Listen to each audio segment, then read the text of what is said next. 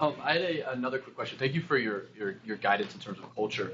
I'm curious. So when I'm meeting with clients, it's sometimes I have a client who's brought us in. I'm working with RSM doing risk advisory services. They've brought us in. They're stoked about security. That's what they really want. But a lot of people have just this governance compliance mentality, and even some have the mentality of, oh, security is just here to slow me down. How would you respond to somebody? All of you guys, I'm sure, have to do this often enough. How would you respond to somebody who does have that mentality? We're trying to bring the value add to the organization. You end up on the front page of the Washington Post. How much time?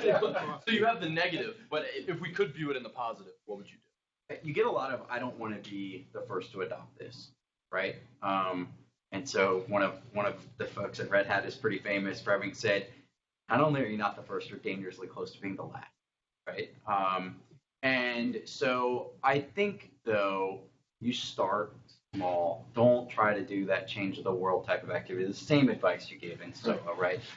Start away from your data, right? Because if I've got to change a lot of my data in order to make this thing work, I'm very scared of doing that, right? So I'm scared to change my data. Yeah. So if you could do something forward towards the user, accessing that data and that agile methodology, bringing in, and then you've got to show the business value of what you've done. And it's difficult in the government, but you've got to celebrate these successes, right? We've got to hold people and practices and groups up as models within our organizations in order to really drive this change in the business value forward. I would look for ways that you can make their lives better and less tedious, right? So in information assurance, there are a number of mappings and controls and exception process, right? This is a lot of what information assurance entails.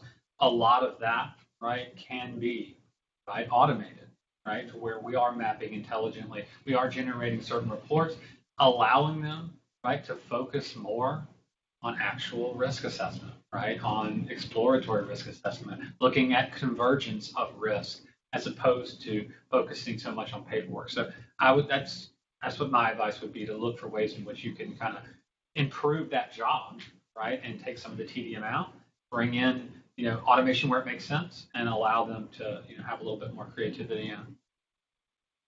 So I would tell you that living in an agency that loves security, right, and being in the intelligence community, that security is extremely important. We found that just by automating the test, it didn't really help the security team as much as I wanted it to help the security team, right? Just giving them a dashboard didn't help them feel comfortable either, right? So what we had to do is we automated the generation of the system security plan, the SSP. So we pulled all the data from all the different sources and we formatted it the way they want to see it, right? So they feel more comfortable looking at what we're giving them, right?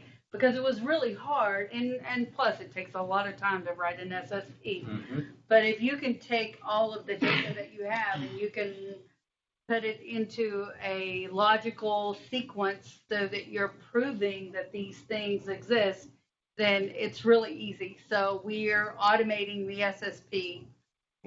I'm not necessarily changing security. I'm changing the way I give security data, right?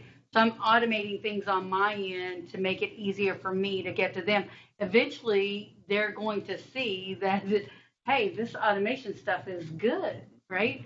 And when it's time, we're going to help them automate a little bit better. We now have gotten them to understand that there are security controls that are inherited, and they're okay with that now. As long as I put it into Exacta, it's good, right? Mm-hmm. So you have to, I'm finding that I have to make things look the way they want to see them in order to get them to accept what I'm doing. But I'm automating it the whole way instead of costing myself all the time that it would have taken me to do it. Right? There's a whole open source community that's been kicked off by 18F around doing that, called Open Control.